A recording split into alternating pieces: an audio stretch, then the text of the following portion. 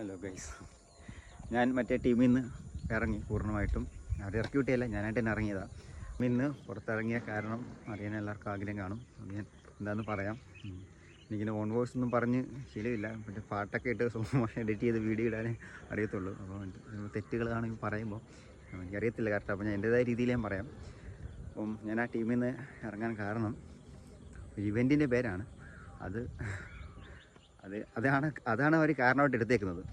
അതിൽ ഒരു ചേട്ടൻ അതിലൊരു 7 പേരുടെ ടീമാണ്. ഞാൻ പുറത്തുനിന്ന് കളിക്കുന്നതാണ്. അപ്പോൾ അതിലൊരു ചേട്ടൻ പറഞ്ഞു, ആ ചേട്ടൻ നല്ല രീതിക്ക് ബുദ്ധിമുട്ടുണ്ട്.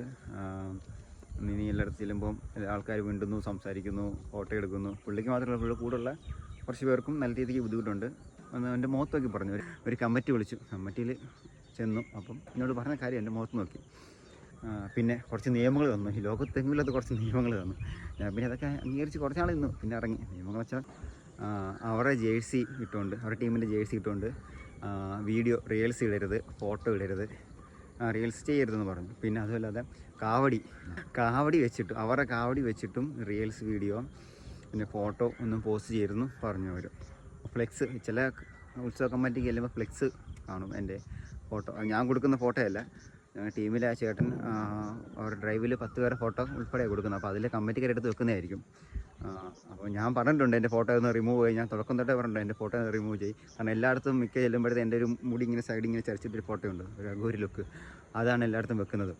അപ്പം എനിക്ക് തന്നെ വിഷമമുണ്ട്, അവർക്ക് എനിക്ക് വിഷമമുണ്ട്. കാരണം എൻ്റെ ഫോട്ടോ മാത്രം ചിലർ നിൽക്കുന്നു ഫ്ലെക്സിൽ. നമുക്ക് കൂടുതലവർക്ക് വിഷമമാകുന്ന എനിക്ക് നല്ലപോലെ അറിയാം. അതുകൊണ്ട് ഞാൻ ഞങ്ങളുടെ കൊടുക്കുന്ന ചേട്ടനുണ്ട്, പുള്ളിയോട് പറഞ്ഞാൽ അതിൻ്റെ അകത്ത് നിന്ന് എൻ്റെ ഫോട്ടോ റിമൂവ് ചെയ്യും, അല്ലാതെ കൊടുക്കണ്ട. അപ്പോൾ എനിക്കറിയാം നല്ലപോലെ അവർക്ക് വിഷമം കാണും, പിന്നീട് അതിൽ ഇതുപോലെ പ്രശ്നമാകുമെന്ന് എനിക്കറിയാം. അപ്പോൾ അങ്ങനെ ഞാൻ പറഞ്ഞായിരുന്നു.